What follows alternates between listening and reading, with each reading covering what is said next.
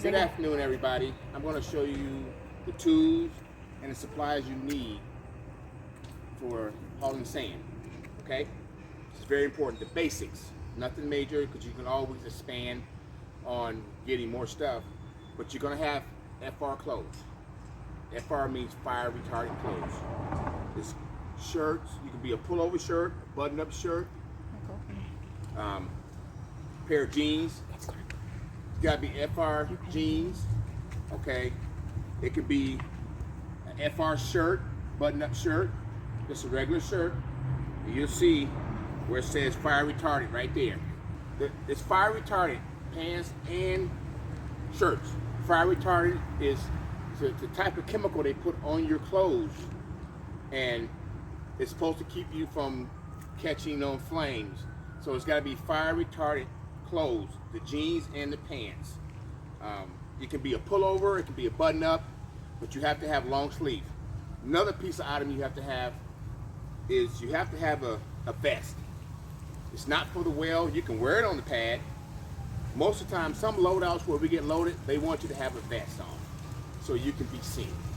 So that's what that's for. Also, you need safety glasses. You have to have safety glasses on when you're on the pad. Safety glasses has to be the kind that wrap around. They wrap around. You can have a clear pair, or you can have a pair that has for sun time during the daytime, so you know for where it's really sunny out. At the same time, it's important that you have these items. Another thing you have to have gloves. These are special gloves that you have to buy. If you see right here, they kind of like to have the knuckle protectors and the finger protectors. This is what they want you to have to protect your fingers and your knuckles. Some guys wear them, some guys don't wear them. I've always worn them because that's what they wanted and I like them. Another thing you have to have a hard hat. Hard hat with earmuffs. You can look at this hard hat. This hard hat's going to, it's been going through the mill for me. So I have the earmuffs that's connected to my hard hat, and you can just pull them down and you snap them tight. Okay? Some guys don't like that kind. Some guys wear the kind you just put in your ear and you twist. I like that kind. It's easy to snap them down, put them on your ears. Another thing is you have to have a mask. You don't always have to wear them, but sometimes when they require it, you gotta have a mask for the dust. And the way you put the mask on, if you had a hard hat on, you can put the mask under your hard hat, or you can put it over your hard hat. Put it down like this. Now it's on. Different ways to tighten it up. Back here you can tighten it up so it'd be tighter, but that's another way you have it. Another thing, some companies require it, some companies don't require it. They want you to put a fire extinguisher, a 20-pounder, and a cone in the front of your truck when you're blowing off. Most 20-pounders are on your tanker, okay? The reason they want you to do that is because it's just a safety. Everything about being on the pad is always about safety. Everything I'm telling you that you need, everything you have to wear is all about safety. Because in this way, they make sure before you pull off, they go back and check to make sure you're disconnected from your trailer. The hose is disconnected from the silo. I have a cone that's collapsible. I like it. I got a small flat top, takes up less room, it collapses. So that's the kind of cone I use. Now that's the basic things that you have to have. Okay? Also, you gotta have boots. You gotta have steel-toe boots. You got to have, if you want mud ducks for water when it's raining on the pad, them are steel-toe mud duck boots. That's what they're called. I also have a raincoat. I have a raincoat. I don't have it out. It's in my truck. But I have a raincoat that goes all the way down to my ankles. I have a long raincoat. Now the little basic simple tools that you need just to start out to make sure you have. You see one of my videos where I use these clamps. I buy these. It's very simple. It's got a bunch of different sizes in them. I use them in my last video you saw where I fixed my female hose, my female fitting on the back of my hose.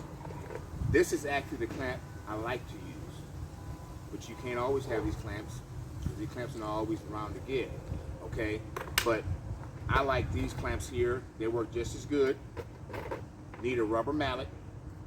Now, I don't use my rubber mallet when I blow off sand. A lot of guys do. There's really no need to use a rubber mallet when you're blowing off sand. It's because if you put your hand on the side of the tanker, wherever the sand is inside the pod, which is the tanker, it's going to vibrate where there is no sand. The reason I have a rubber mallet is time to time. Sometimes I haul fly ash, I haul cement, I haul barite, which is really, really light, and you have to, it sticks to the side of your tanker, so sometimes you have to bang the side of your tanker to get that fly ash and that cement out. But that's about the only time I use a rubber mallet. I never use one when I blow off sand. Some of the basic tools you need, it's nothing major. It's always good to have a pair of pliers.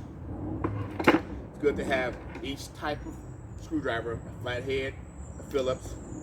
It's good to have type of needle nose, 2 type of needle nose.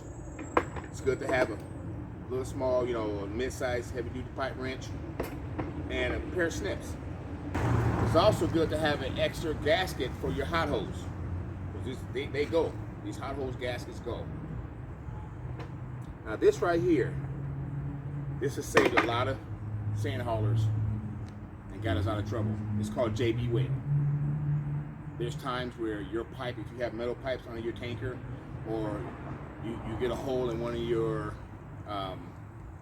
blow downs, you take this, you mix the two together, you put it on that hole, give it 15 minutes, go back to work. Saves a lot of trouble. Also, you've seen my previous video I had before, good to have a good lubrication. All different kinds. I use the HD heavy, I use the penetrating liquid wrench. Whatever you desire to use, just use. It's good to have. Now this right here is a lifesaver. This is air brake the ice fluid.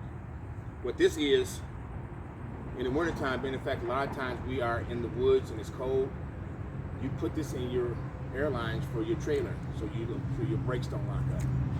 And also, like my trailers have airlets, so also this goes through the airlets so your airlets don't lock up, so your airlets work properly all winter long. And so you don't have to go out there and worry about beating the back of your trailer tires and try to break the brakes loose because it done been froze up overnight. Put this in there, keeps that from happening. Little safety device, like I said, anything to do with the pad, it's always about safety. Your hot hose, which is connected to your trailer, that connects to your blower on your truck, has 2 ears that you close up. A lot of times they request that you put this on your hot hose so it doesn't pop open, and next thing you know, the hot hose is flying around and busting loose. But I have a lot more tools than this, a lot more tools. This is some of the basic stuff that you need just to get you by until you get more tools and buy more equipment. So once again, I thank you for watching. Remember, keep the wheels rolling and be safe out there. Take care. Peace.